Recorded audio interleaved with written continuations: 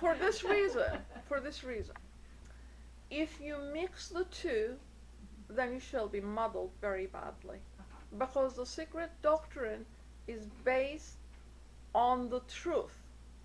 The scientific world is based on hypothetical, imaginary statements of the physicists, chemists who are trying to get at the truth.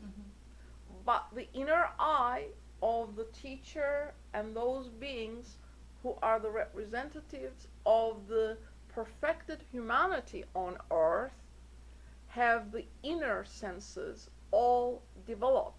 They know. They are not making hypotheses because they are expressing the truth as passed down for thousands and thousands and thousands of years through many generations of these beings who come as representatives of that brotherhood to give humanity a new impulse towards the truth. And here it says, the solar substance is immaterial in the sense, of course, of matter existing in states unknown to science. It is supersensuous. The sun is neither incandescent nor gaseous as taught by modern science. It is a great magnet. The following passage from the Isis gives the nature of the sun as taught in theosophy. If the limited space of this work would permit, we would go into a lot more. She said, sorry? Where are you reading from? Volume 1, page 170 to 270, 270 to 271 of Isis Unveiled. It says the sun worshippers regarded our visible sun as an emblem of their metaphysical, invisible, central sun god. They did not believe what our modern science teaches us, namely that light and heat proceed from our sun, and that it is this planet which imparts all life to our visible nature.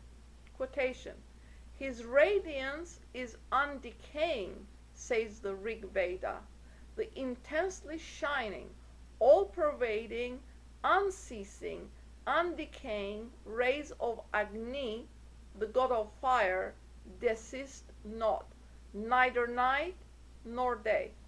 This evidently related to the spiritual central sun, whose rays are all-pervading, unceasing, eternal, and boundless life giver. He is the point, the center which is everywhere of the circle which is nowhere, the ethereal spiritual fire, the soul and the spirit of the all-pervading mysterious ether. And ether here is akasha, not the ether of science.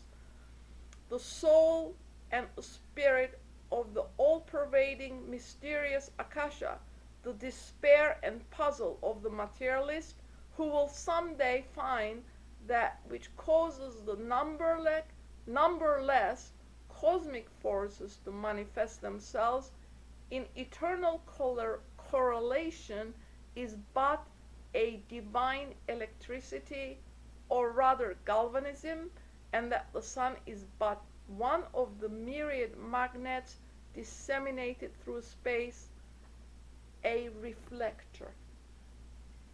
Can I ask you something? Yeah. You mentioned Isis. Are you talking about Isis from the Egyptian culture? Isis Unveiled is a book that was brought out in the 18th century, giving us a lot of explanations as to the natural happenings in nature to offset superstition, so to speak, that existed in all of the religions of the world of that day. So it was brought out as an expression of truth as much of it as it could be given out. So the name Isis has got nothing to do with Egyptian. It Isis does, is Osiris. but what does Isis represent? The light energy in our universe. Horus you know the representations of the Egyptian gods, Isis is the female aspect of that, whereas the Jewish religion reversed that order because she says a man knows his mother first, no, not his father. But it was reversed to suit their own purposes. And then you use the word Veda. Rig Veda is one of the Indian oldest manuscript on earth because it's the origin for everything else, including all of the modern religions of the world come from it because it's the oldest one. And then the Egyptian culture with the sun Ra, they seem to have more impact, or they have to have more attention given to sun. Because they understood what it represented. Because the hierophants of the mysteries in Egypt were all initiates into the mysteries, and they knew what the sun represented. That we just read before you came, it has 7 divisions. 4 only is mentioned for our purposes because the 3 highest are not mentioned, because perhaps we wouldn't understand it, or perhaps there is another reason that the student does not know. But the Egyptians understood because in the secret doctrine it is explained that the pyramids were initiation chambers, and it is suggested that Jesus Christ, not the Jesus Christ of the Bible, but the one that truly came 1 century before our Christian era, who had assimilated all the knowledge of that area at that time, which was Chaldean, Kabbalistic, and Egyptian, including the Phoenician, because he was also initiated by the Magi. So he synthesized all of the knowledge that was present and came to the conclusion that all of the religions were saying the same thing, but in different words to suit the area that they were addressing at that time. So Jesus Christ, whose name was Jehoshua or Jeshua ben Pandira, came to the world to give an impulse. This teacher came for the 19th century. He came 1 century before our Christian era. So he did not exist in the 1st century, but prior to it. But nevertheless, he came and was initiated in Egypt, and the initiation chamber is described in the book. To this student, these realities that nowhere else is expressed hold a tremendous sacredness.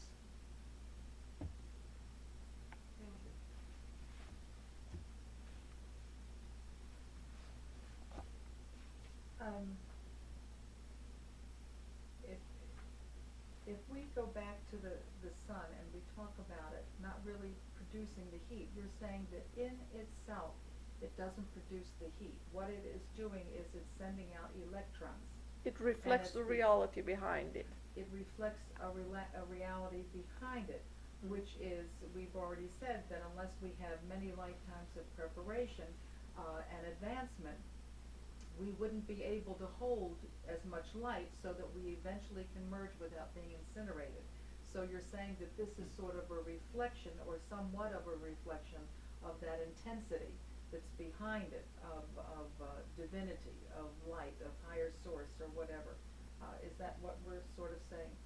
Well, what each of us need to understand is that the central sun, which is a spiritual, which gives the physical sun its powers, so to speak, because it reflects that reality which is behind it, is also in you.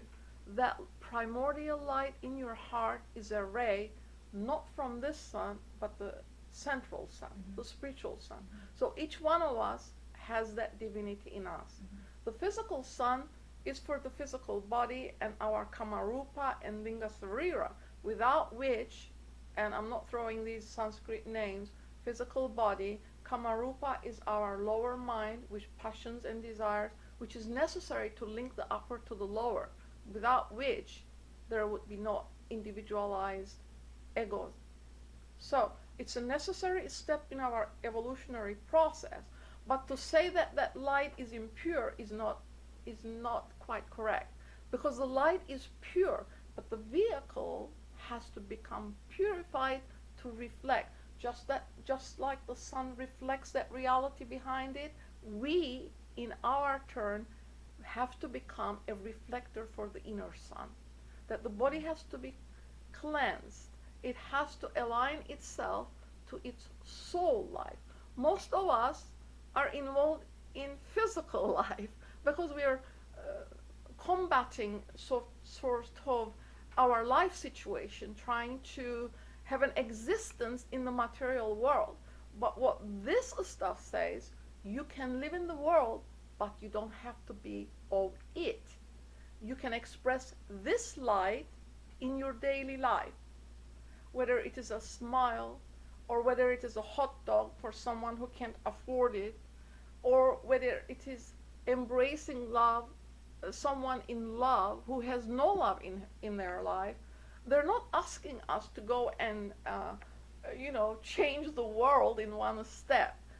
These are small steps that lead to larger ones as the soul life expresses itself through the personality. The personality aligns itself with the higher aspect, the altruistic.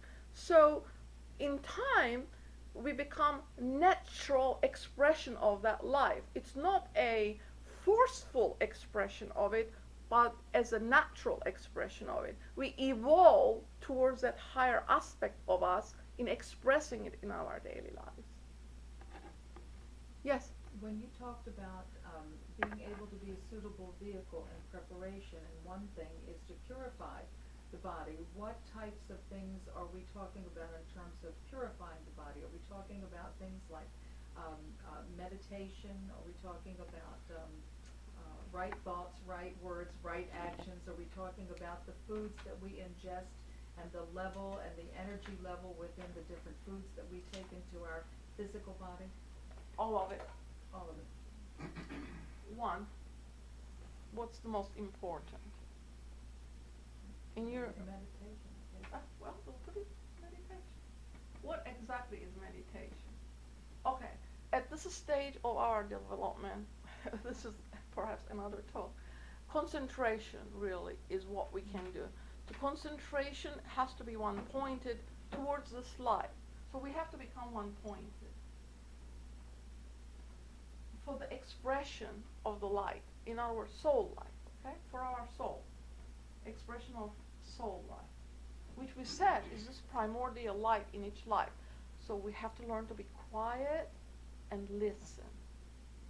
How can we be constantly talking and energizing the world and never paying attention to this quiet center to hear what it is saying? We must learn to listen. Listener. We have to become listener. Soratapati is the Sanskrit one. 2. Philanthropy.